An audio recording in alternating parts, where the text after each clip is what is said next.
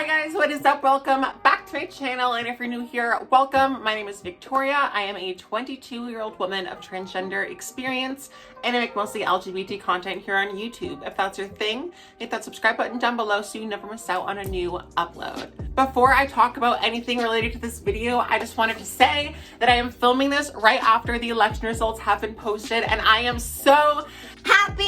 I know that no candidate will ever be perfect, but I can't tell you how excited and relieved I am for myself and for all other marginalized people that I know to be living in a safer America. Now that I've said that, let's jump on into today's video. So I have so many questions asking me how I knew that I was transgender. I get a lot of comments and questions from people asking me, how do I know if I'm transgender? And the answer is, only you can know that. But in order to help you find your way, I figured I would share my story and how I knew that I was transgender. Before I jump into today's video, I do want to say two things. First of all, I am not a licensed therapist. I am not a doctor. I am not someone that can diagnose you. So if you are having some questioning about your gender identity or who you are as a person, I would first and foremost highly recommend that you talk to a licensed therapist. Secondly, there are all sorts of different kinds of trans people, and I am only one of them. Being transgender means that on some level you have some gender dysphoria or some misalignment with your birth sex. For me, I am someone that transitioned from one binary to the next. I transitioned from male to female at age 14. And I am so thankful that I did. So I can only speak from my very binary experience. So if you are questioning your gender, it doesn't necessarily mean that you have to change from one to the other. There are all sorts of gray areas. My story is one that lines up with a lot of trans cliches, and if you don't align with this, that doesn't mean that you are or aren't transgender. It just means that you're different from me. This is a question that takes a lot of introspection and a lot of self-discovery. Wait a minute, y'all see those roses? Those roses right back there? Well, that brings us to today's sponsors, honey. Today's sponsor is Rose Forever. Rose Forever is a New York-based rose brand founded in 2019 that provides luxurious preserved rose arrangements with hand-picked roses that will last at least 1 year. Normal flowers die so fast, and I think that fake flowers are just tacky. So this is the perfect option for your significant other. Even has a drawer for storage. It is so cute. I'm probably gonna put jewelry in there. And if you are interested in buying these roses, you can use my code VictoriaRose15 for $15 off your purchase. I will link it down below. And again, a huge thank you to Rose Forever for partnering with me on this video.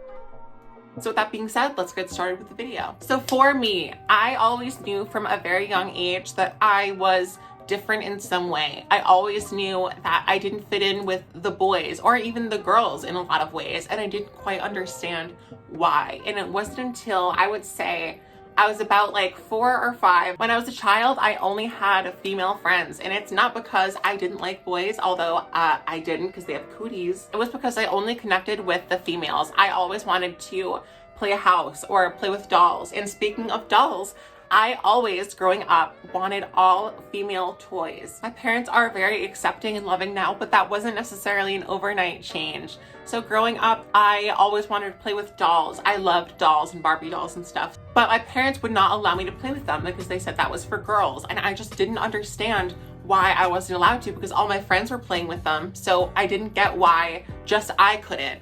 And it wasn't until I got older that I realized that I wasn't in a female body, and that's why. So because I wasn't allowed to have dolls, I would make them myself out of popsicle sticks, googly eyes, and yarn, and I would hide them. But I just wanted all of these female toys. I remember I was obsessed with mermaids, and that's such a trans cliche. I don't know why. I think it's because mermaids don't have any like bottom part. It's just like a fishtail, so maybe that's what is so appealing. But I was obsessed with mermaids as a kid. I loved, I would be in the pool and like flip my hair back in the water and be like, oh. Perhaps most notable of all, I would tie t-shirts and towels on my head and pretend they were long hair. And I would call myself like Danielle or Veronica or whatever fake girl name, or even like a character from a TV show that I liked. And I would pretend that I was a girl, and my parents didn't think much of it when I was a kid because kids play dress up. And just because your child puts a towel on their head, pretends they're a woman, doesn't mean that they are a woman.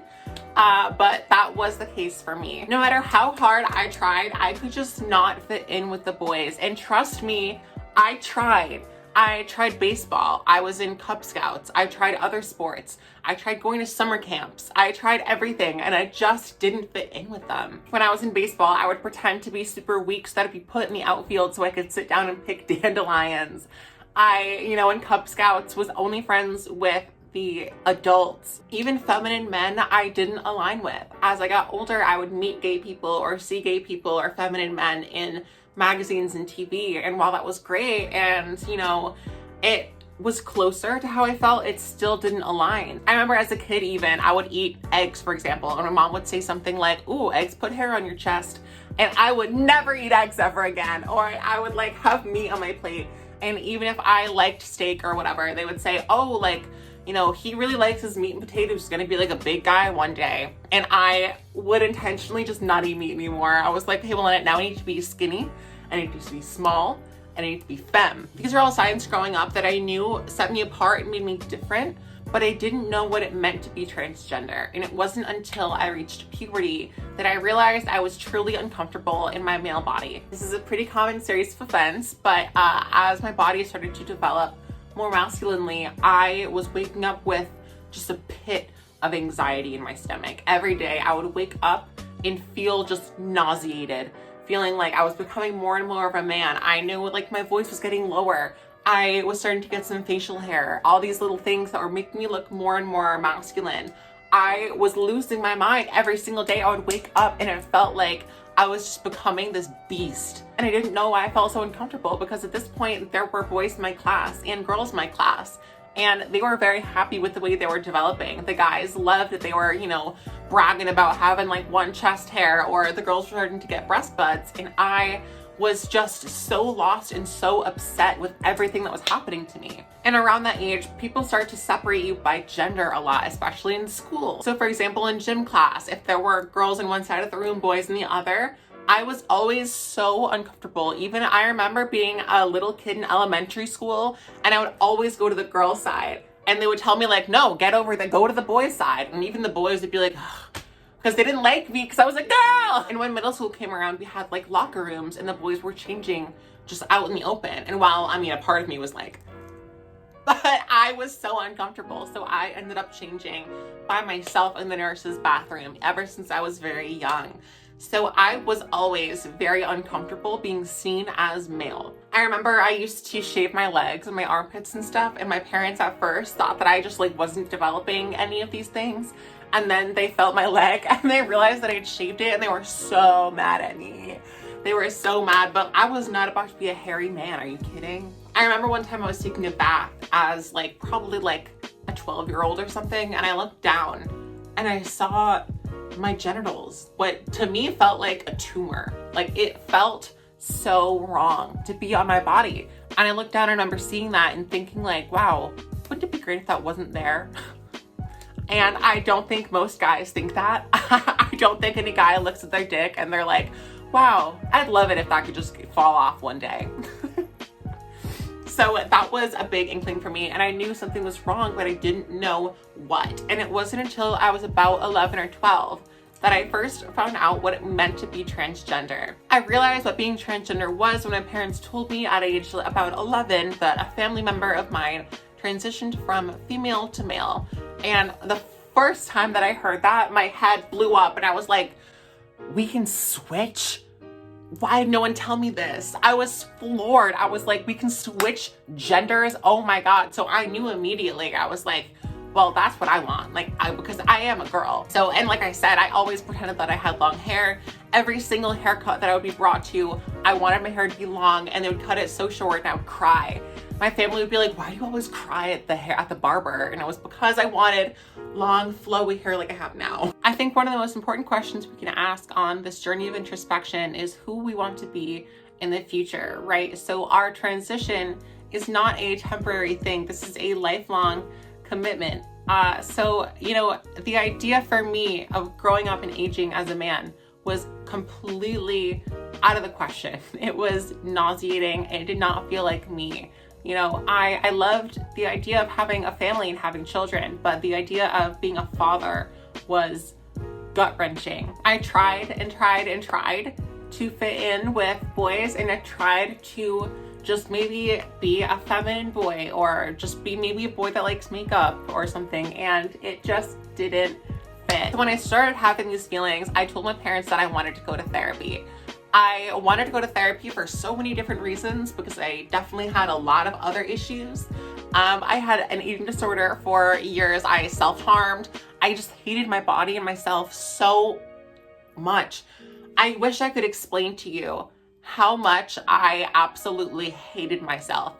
And it's not just a matter of hating your body, because I had moments where I felt like I was too fat, or I felt like, you know, I had acne, or I was ugly. Being ugly and having those discomforts with your body is not being transgender. Gender dysphoria and body dysmorphia are two very different things. I still look in the mirror sometimes and I feel overweight or ugly, but I don't look in the mirror and see a man, because I'm not one anymore. So, you know what I mean? And it was about a year or so that I was in therapy consistently and letting her know that I was indeed feeling this way, that these feelings were not going away, and I needed to make a change. So as I mentioned in my coming out video, if you have not already seen that, I will link a card right up here so you can go watch it. When I was 14, I invited my parents into a therapy session with me, and I let them know that I was transgender. And it took some coming around for them, but eventually I started hormones still at age 14, and I'm 22 now, and I'm very happy with the woman I have become.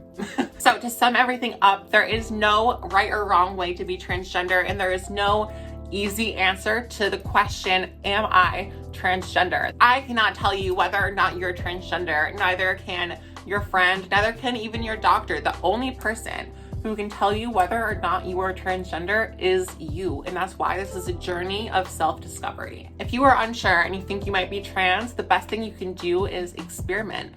I think most trans people have a healthy period of experimentation with androgyny, being non-binary, letting your hair grow out, you know, things like that. And of course, that's not to say that non-binary people are just in a transition phase from one binary to the next. There are plenty of people who are non-binary or gender fluid and things like that that are perfectly happy being the way they are. For me, I just needed to experiment with some gender ambiguity until I realized that I was in fact female. I really hope this video answered some questions for you guys. At the end of the day, it is only you that you have to answer to. It is only you that matters when it comes to your own identity and your own presentation. Do what makes you feel comfortable. Life is a journey, and it's called a transition for a reason. These things happen slowly and over time. So take your time. You will figure it out eventually, I promise. All right, I hope you all enjoyed this video, and I hope I answered some questions for you. At the end of the day, it is only you that knows if you're transgender or not. It is only you that knows how you feel inside. This is a slow journey of self-discovery. There is no rush, and there's no right or wrong way to be trans or not trans. All right, I hope you all enjoyed this video. If you did, make sure you give it a big thumbs up. It helps my channel out so much. And if you're not already a part of the family, what are you doing? Hit that subscribe button down below. I make new videos every single Wednesday, and hit that bell so that you never miss out on a new upload. I will link all of my social media in the description box down below, as well as my Amazon merch, Redbubble, and Teespring, so you can check out all of the LGBT merch that I have made just for you. I hope you all enjoyed this video, and until I see you next Wednesday, good luck. I love you. Bye.